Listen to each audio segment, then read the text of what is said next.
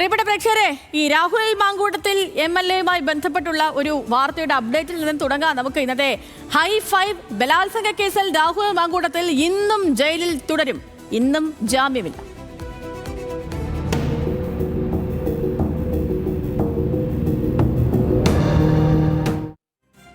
അപ്പോൾ രാഹുൽ മാങ്കൂട്ടത്തിലിന്റെ കസ്റ്റഡി അപേക്ഷ നാളത്തേക്ക് പരിഗണിക്കാനാണ് തിരുവല്ല കോടതി മാറ്റിയിരിക്കുന്നത്. നാളെ ഈ പ്രതിയെ കോടതിയിൽ ഹാജരാക്കാനാണ് നിർദ്ദേശം. ശ്രീരാജ് ബാബു തത്സമയം നമുക്കിപ്പം ചേർന്നുണ്ട് ഈ വാർത്തയുടെ വിശദാംശങ്ങളുമായിട്ട്. Sreeraj, good evening. ഇപ്പോൾ പ്രൊഡക്ഷൻ വാറന്റ് ഇഷ്യൂ ചെയ്തിട്ടുണ്ട്.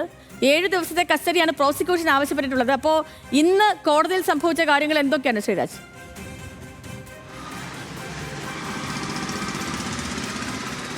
സെതു, ഗുഡ് ഈവനിങ്. സെതു സൂചിപ്പിച്ചതുപോലെ തന്നെ 7 ദിവസത്തെ കസ്റ്റഡി ആണ് SIT സംഘം ആവശ്യപ്പെടുന്നത്. അവർക്ക് വളരെ പ്രധാനപ്പെട്ട ചില കണ്ടെത്തലുകൾ രാഹുൽ മാങ്കൂട്ടത്തിനൊപ്പം കണ്ടെത്തേണ്ടതുണ്ട്. അതിൽ പ്രധാനപ്പെട്ടത് ഈ സംഭവം നടന്നു എന്ന് പറയുന്ന, ബലാത്സംഗം നടന്നു എന്ന് പറയുന്ന തിരുവല്ലയിലെ ആ ഹോട്ടലിലെത്തി തെളിവെടുപ്പ് നടത്തേണ്ടതായിട്ടുണ്ട്. അതുപോലെ തന്നെ ബലാത്സംഗത്തിനിടയിൽ തൻ്റെ ദൃശ്യങ്ങൾ രാഹുൽ മാങ്കൂട്ടത്തിൽ ഒരു ഫോൺ ഉപയോഗിച്ച് പകർത്തിയെന്നും ഈ പരാതിക്കാരി പറയുന്നുണ്ടായിരുന്നു.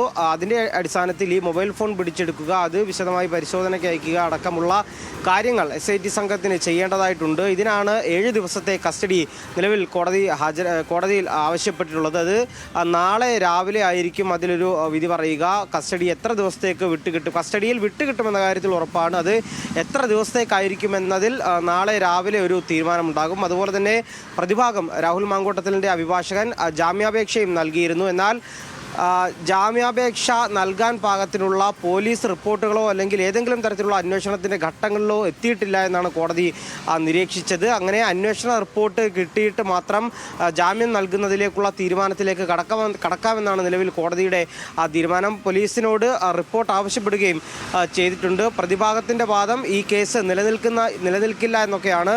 എന്തായാലും രാഹുൽ മാങ്കൂട്ടത്തിലിനെ നാളെ SIT സംഘത്തിൻ്റെ കസ്റ്റഡിയിൽ ലഭിക്കും. വിശദമായ ചോദ്യം ചെയ്യേണ്ടതായിട്ടുണ്ട്. വിശദമായ ചോദ്യം ചെയ്യലും മൊഴിയെടുപ്പും അതിന് പിന്നാലെ തന്നെ ഈ ഞാൻ നേരത്തെ സൂചിപ്പിച്ചതുപോലെയുള്ള തെളിവെടുപ്പും നടത്തേണ്ടതായിട്ടുണ്ട്. ഇനിയിപ്പോൾ ഈ അന്വേഷണത്തിൻ്റെ ഒരു പ്രധാന കേന്ദ്രം സ്വാഭാവികമായും പത്തനംതിട്ട ജില്ലയും തിരുവല്ലയും തന്നെയാകും.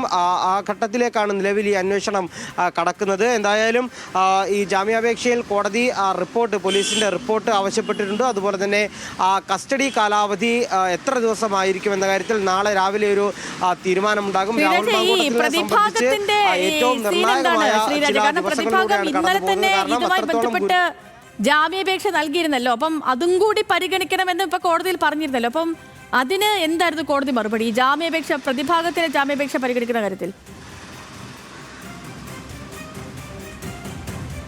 സേതു, നോക്കൂ, ഈ വിഷയത്തിൽ പോലീസ് പാലക്കാടെത്തി രാഹുലിനെ കസ്റ്റഡിയിലെടുക്കുന്നു, പുലർച്ചെ അറസ്റ്റ് രേഖപ്പെടുത്തുന്നു, ശേഷം കോടതിയിൽ ഹാജരാക്കി. ഇത്രയും സമയം മാത്രമാണ് പോലീസിൻ്റെ അന്വേഷണ സംഘത്തിൻ്റെ പക്കൽ രാഹുൽ മാങ്കൂട്ടത്തിൽ ഉണ്ടായിരുന്നത്.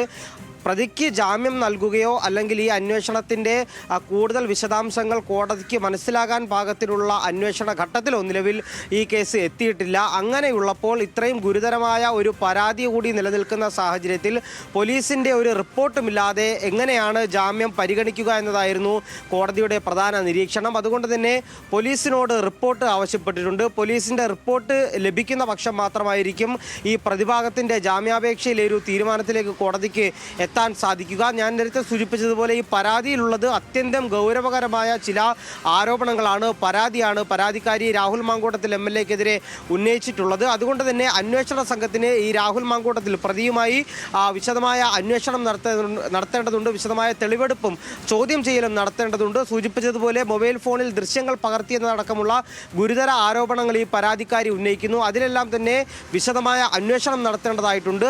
ആ അന്വേഷണത്തിൻ്റെ ഒടുവിലോ അല്ലെങ്കിൽ അന്വേഷണ ഘട്ടത്തിലോ ആയിരിക്കും ഈ പോലീസ് റിപ്പോർട്ട് സമർപ്പിക്കുക. അന്വേഷണ ഘട്ടത്തിൽ നൽകുന്ന റിപ്പോർട്ട് കൂടി പരിഗണിച്ച് മാത്രമേ കോടതിക്ക് പ്രതിക്ക് ജാമ്യം നൽകണോ വേണ്ടയോ എന്നുള്ള കാര്യത്തിൽ ഒരു തീരുമാനത്തിലേക്ക് എത്താൻ പറ്റൂ. അതുകൊണ്ട് തന്നെ ഈ പ്രാരംഭഘട്ടത്തിൽ എങ്ങനെ ജാമ്യം നൽകാൻ സാധിക്കുമെന്നുള്ളതായിരുന്നു കോടതി നിരീക്ഷണം. എന്തായാലും നാളെ രാവിലെ തീരുമാനമാകും എത്ര ദിവസമായിരിക്കും പ്രതിയെ കസ്റ്റഡിയിൽ, SIT സംഘത്തിൻ്റെ കസ്റ്റഡിയിൽ വിട്ടുകിട്ടുക എന്നുള്ളത്.